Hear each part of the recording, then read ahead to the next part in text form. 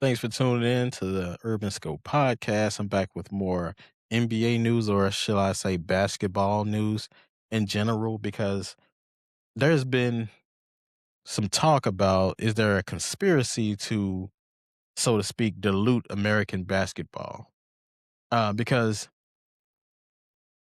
you know, the top stars now are the foreign players, and even past Olympics, they were saying that the world has caught up to America in basketball, because there used to be this huge gap in talent back, during the Dream Team times, and during '96, and even, up into recent years. But over the last, maybe 10, 15 years, it's been very close as far as the Olympics goes.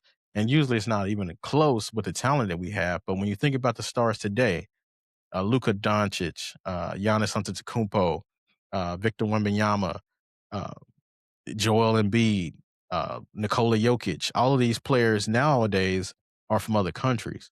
But they're tearing up the league, they're winning MVPs, and it's not even close for the most part, unless your name is LeBron James or Steph Curry, Anthony Edwards. There's like maybe six American stars that you can really name nowadays that are really doing it major in the league. Most of the players now are foreign, that are coming out, but it sounds like a reach. But it's something we'll discuss to see why is it looking this way. Because we know the NBA launched its Basketball Without Borders program initiative in 2001 to get more global outreach, similar to what the NFL is doing now. But of course, the NFL is going to be different because the feeder system in America is mostly in America.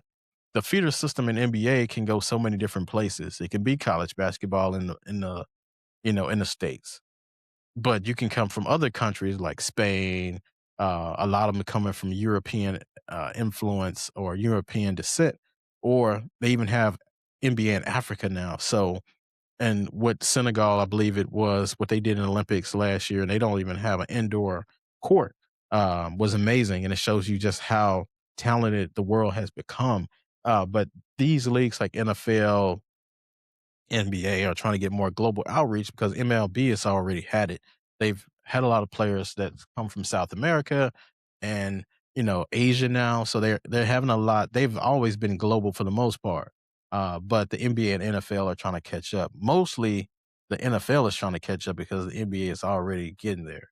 But the NBA did launch that Basketball Without Borders program in 2001 and has transformed itself into a global game.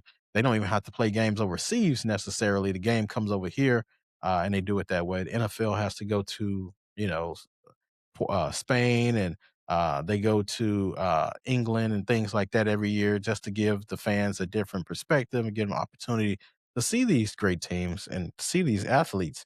But here in the States, the game has mostly become a finesse game. And when it became a finesse game, most of the European players play off finesse. So, what other way to make the game more global than to make the game finesse? When you think about the rules of the game today, there's no really physicality. There's no more hand checking. There's no more. I mean, pretty much, if you look at somebody, it's a foul now, and that's suited for the finesse game, the Euro step, the influence of what they had with that move. There's not really a lot of dunking like there used to be. It's more based on your skill set, the footwork, the post moves, things like that. It's getting back to that. There's no big man really anymore. So the game has become a smaller game and more finesse, and it looks better. But for the most part, you're just watching a bunch of jump shots. You're not seeing a lot of physicality as far as rebounding.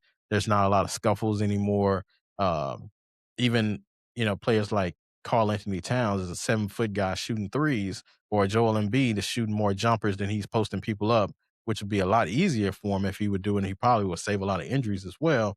But you have that type of game now, so you don't have a lot of physicality. There's no more Vince Carter's. Well, you have Anthony Edwards, but for the most part, there's not a lot of parity with athleticism. There's no Vince Carters. There's no Michael Jordans. For that matter, it's not even anymore really Spud Webbs. The last iteration of that you had was Nate Robinson, which, his career was kind of cut short because the league is just not like that anymore. He was more of a physical player, smaller player, with a lot of athleticism, but those players are not needed anymore for what they're trying to do because nobody really cares about the higher flyers anymore, i.e., why the dunk competition now has deteriorated such low levels now. They're talking about doing without it. But it used to be a big part of growing up of what I used to like to see at the All Star Weekend when I actually watched it. Because I've seen the Vince Carter dunk competition. I've seen Steve Francis and um, even to some degree, the highlights of Michael Jordan and Dominique Wilkins and Spud Webb and what these guys were able to do at the dunk competition. Jason Richardson. Some of my best moments in life were watching the All Star games, the dunk competition, but it's no longer there. It's because the game is more finesse now and it's more about your skill set. Like I said, it's about the footwork. And I don't think it's a conspiracy to end American basketball. I think they just were trying to go a different way to get more excitement. But in the gist of it, I think it got more boring because Jokic can put up 50 and 20, and it looks good on the stat sheet, but it doesn't look pretty when you watch it. But it's amazing to see what these guys can do. And Luka, his game is not the prettiest, but he just gets the job done. He can pass, he can shoot, he can rebound, but he's not going to be dunking or flying all over the place. It's not kind of game you're going to get. And that LeBron era, it's going to be the last that we see of that. And LeBron's still able to do that from time to time, but not with great regularity like he used to. So you're not going to see that. So I don't think it's a dilution that they're trying to get to. I think they were just trying to expand the game, but in the midst of expanding the game, the American players kind of got weeded out because if you notice the college game, which is the feeder system predominantly, or used to be predominantly, it's kind of even now with overseas, but when you look at the college basketball system, it's not the same. Of course, it's not a lot of physicality in it as well, but there's even a lot of foreign players in that system as well. But the college basketball game has become dull and mundane because everybody's shooting jumpers, nobody's posting up anymore. There's not a lot of superstardom.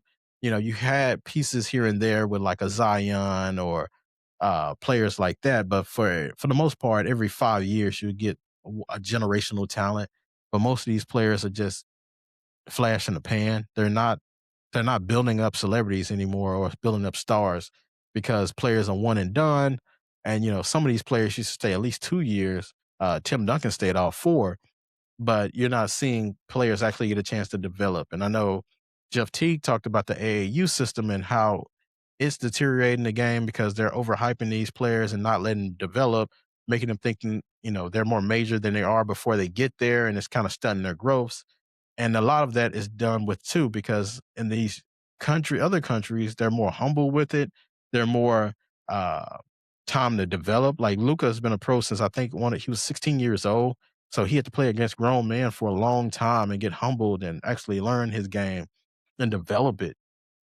If you're playing with other kids that's your age or a little bit younger, of course it's going to look like you're the top of the top. But when you get to the NBA and you're playing grown man with mortgages, it's going to look a lot different. And if you're not humbled and work at your craft, you're going to get you know lost in the dust, and you're going to have a short career. And that's a great point that Jeff Teague made, because a lot of these players feel themselves too early and get their head boosted up and go one and done, and they get all these great scouting reports, and they get stuck there. They don't develop their games. They think their games is right there and that's where they need to be, but they didn't work hard, or build upon what they did. So I think that's a separation, just the American mentality right now. We just need a better feeder system, especially with the AAUs and even the high schools and colleges, what they're being able to do. Even if that's raising the minimum age to go to the league. Some players are ready to go out of high school, but that's very few in between. It's very few Kobe's and Kevin Garnett's and LeBron's and Moses Malone's. There's going to be far more. Uh, Eddie Curry's and players like that. Even Kendrick Perkins, he had a great career, but for what he was coming out of high school, he should have done more, especially offensively. But he had a stable career, a very long career. But I think with college, maybe he could have done a little bit more, especially with the offensive side of things. But I don't know if NIL is to blame as well for this because NIL is another thing that gives the players incentive too early. And if you see the money too early, you're working a little less harder. I believe those players that were hungry and couldn't, pay for their own meals and had to rely on the college refund checks and things like that had a lot better because they saw a glimpse of what they can have and knew they could get more. But now, when you're giving players $10 million as a freshman at 18 years old, you feel like you already made it. You got your mama house, you got, you're taking care of family members, you're doing everything that an NBA player was. So maybe you feel like you're already there. So the NIL could be another one of those things that make it difficult for these players to succeed. But I don't think there's a conspiracy to end American basketball or domestic players. I think the game's just gone that way because of the global outreach, for one, and two, for just the feeder system that we have in America as far as college basketball and AAU is concerned. Just the greed of money and NIL has diluted it. So tell me what your thoughts about the alleged conspiracy to end American basketball or American basketball players as we know it. And until next time, I'll see you next time.